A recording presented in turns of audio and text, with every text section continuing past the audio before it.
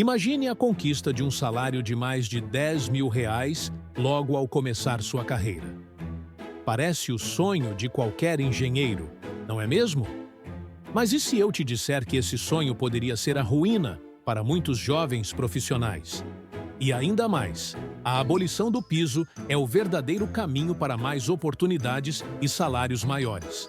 Esse é o canal Engenheiro ANCAP. E nesse vídeo, eu vou te explicar como e por que isso acontece. Mas antes de continuar, quero te dar uma dica para você que deseja trabalhar com engenharia de novos produtos. A trilha Engenharia do Produto. Nela, você vai encontrar e-books que cobrem todos os fundamentos que um engenheiro de desenvolvimento de produtos precisa para se destacar na profissão. Desde engenharia de especificações técnicas até seleção de materiais e muito mais. E o melhor de tudo, você que assiste o canal tem 30% de desconto usando o cupom ENGENHEIROANCAP30. O cupom vale para todos os e-books. Confira o link na descrição do vídeo e aproveite! O piso salarial e o salário mínimo são dois conceitos que, à primeira vista, parecem ser benéficos para os trabalhadores. O piso salarial é o valor mínimo que uma profissão deve receber por lei. No caso dos engenheiros, isso significa que existe um valor estipulado que as empresas devem pagar, independentemente do quanto a empresa ou o profissional esteja disposto a negociar. Já o salário mínimo é o valor mínimo que qualquer trabalhador deve receber, seja ele um engenheiro ou qualquer outro profissional qualificado.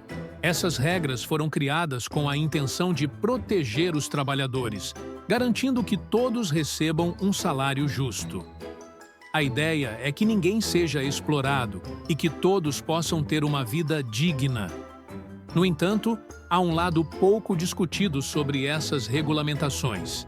Será que elas realmente ajudam a todos ou acabam criando barreiras que impedem muitas pessoas de conseguir um emprego? A verdade é que o mercado de trabalho não funciona de acordo com as boas intenções por trás das leis de piso salarial e salário mínimo. O mercado funciona com base em oferta e demanda. Quando o governo impõe um piso salarial, ele interfere nesse equilíbrio natural. E as consequências podem ser bem diferentes do que se espera. Imagine que uma empresa precisa contratar um engenheiro júnior para executar projetos simples e conferir desenhos, mas o piso salarial é mais alto do que o valor que essa empresa está disposta ou pode pagar. O que acontece? A empresa simplesmente não contrata o engenheiro. E esse engenheiro, que poderia ganhar experiência e desenvolver suas habilidades, fica sem a oportunidade de trabalhar. O mercado, que deveria funcionar de forma livre e competitiva, acaba sendo distorcido por essa intervenção. O que pode acontecer é esse engenheiro ser contratado como analista, com as mesmas funções e um salário menor. O problema é que ele não terá como provar em carteira que trabalhou como engenheiro. E você? Já conheceu algum engenheiro contratado para trabalhar como analista? Ou já passou por essa situação? Me conta nos comentários. Outro ponto é que nem todos os engenheiros são iguais. Existem engenheiros recém-formados e sem experiência, assim como existem engenheiros seniores com muitos anos de prática. O piso salarial trata todos como se fossem iguais, mas a realidade é que nem todos os engenheiros conseguem gerar o mesmo valor para a empresa. Um engenheiro inexperiente pode não ser capaz de entregar um trabalho que justifique o piso salarial, o que faz com que ele perca oportunidades de emprego. No final das contas, o piso salarial exclui ao invés de proteger. Ele impede que os profissionais mais jovens ou menos experientes entrem no mercado de trabalho, criando uma barreira artificial que não deveria existir. O livre mercado, sem essas amarras, permite que empregadores e empregados negociem diretamente, levando em conta a realidade de cada um, e não uma imposição que pode não fazer sentido para todos. Agora, para compreendermos melhor o salário mínimo, imagine a seguinte situação. Uma pequena empresa que precisa contratar um funcionário para uma tarefa simples. Se o salário mínimo for muito alto em relação ao valor que esse funcionário pode gerar para a empresa, ela pode decidir não contratar ninguém. O resultado? Esse trabalhador, que poderia ganhar experiência e desenvolver suas habilidades, acaba sem emprego. Isso é especialmente prejudicial para jovens e pessoas com pouca experiência, que ficam de fora do mercado de trabalho por não conseguirem justificar, em termos de valor gerado, o salário mínimo estabelecido. Ao invés de ajudar, o salário mínimo pode criar uma barreira que impede as pessoas de conseguirem sua primeira oportunidade de trabalho. E sem essa oportunidade inicial, fica muito mais difícil crescer profissionalmente e melhorar de vida.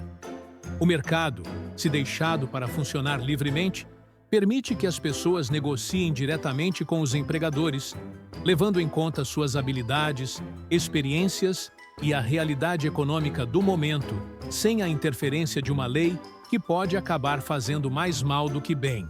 Eu senti na pele essa realidade que conto hoje para você.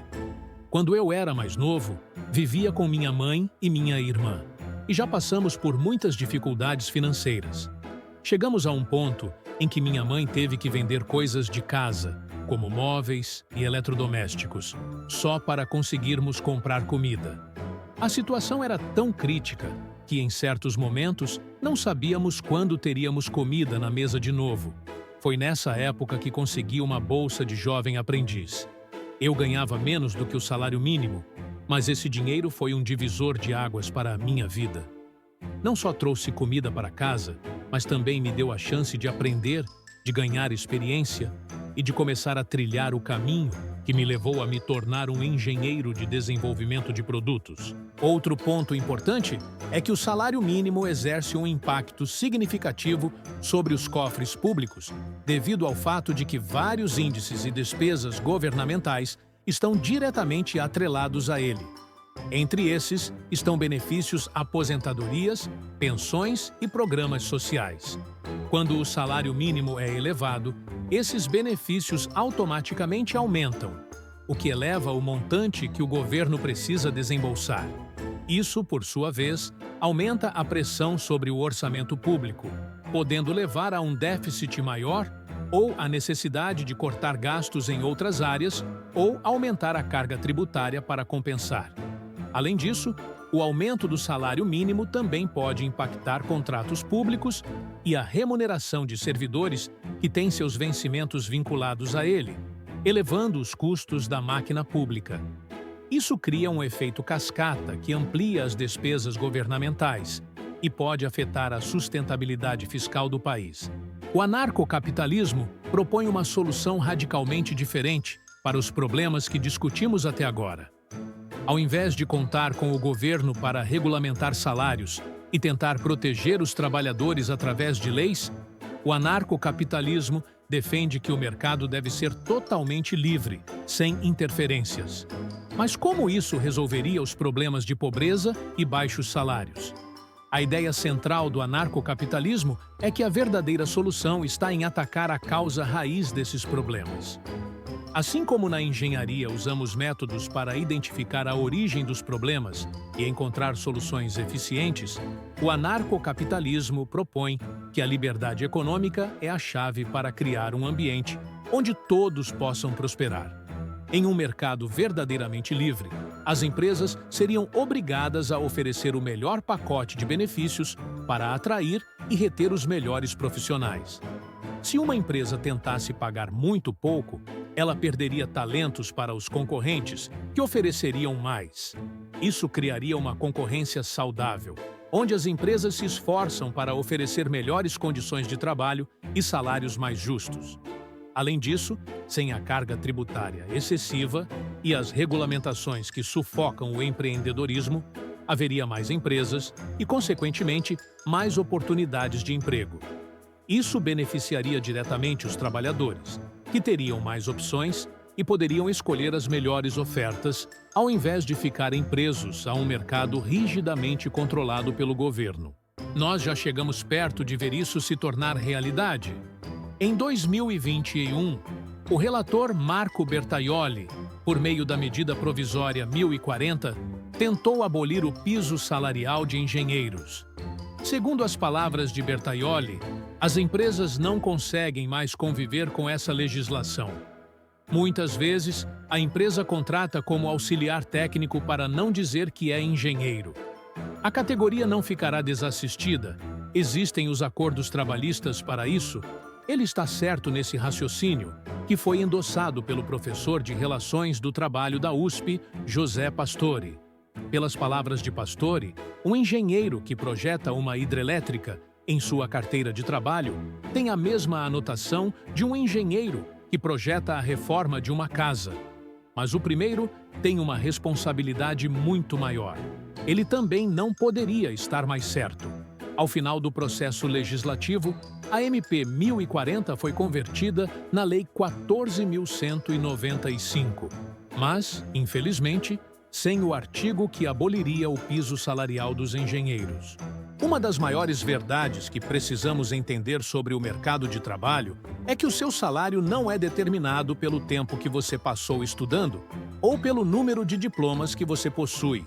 O que realmente define o valor do seu trabalho é a sua capacidade de gerar resultados, de criar valor para a empresa que te contrata. Isso pode parecer duro, mas é a realidade que todos enfrentamos no mercado. Por exemplo, imagine um doutor em etnologia indígena. Ele pode ter passado anos estudando e se especializando, mas se ele tentar trabalhar em uma indústria farmacêutica ou automotiva, o valor que ele consegue gerar pode ser muito baixo, porque o seu conhecimento específico não é o que essas indústrias precisam. Isso não quer dizer que o conhecimento dele não tenha valor, mas sim que ele é valioso em um nicho muito específico. Por outro lado, um jovem engenheiro que acabou de se formar pode ainda não ter a experiência necessária para justificar um salário alto. Ele pode ser muito promissor, mas, no início, o valor que ele consegue gerar é limitado. Forçar as empresas a pagarem um piso salarial alto para esse engenheiro pode fazer com que elas simplesmente optem por não o contratar, preferindo alguém mais experiente ou até mesmo substituindo ele por um analista com um salário menor. O mercado funciona com base em oferta e demanda. Se há muita demanda por um determinado tipo de profissional e pouca oferta, os salários naturalmente aumentam. Se há muita oferta e pouca demanda, os salários tendem a cair. Esse é o mecanismo natural que regula o valor do trabalho, e qualquer tentativa de interferir nesse processo pode gerar distorções que prejudicam tanto os trabalhadores quanto as empresas. Nossos representantes políticos deveriam aprender que tentar alterar o equilíbrio entre oferta e demanda com uma simples canetada é como tentar mudar a lei da gravidade com um decreto. Mas acontece que a realidade não se dobra ao peso de uma caneta. Viva a liberdade e até a próxima!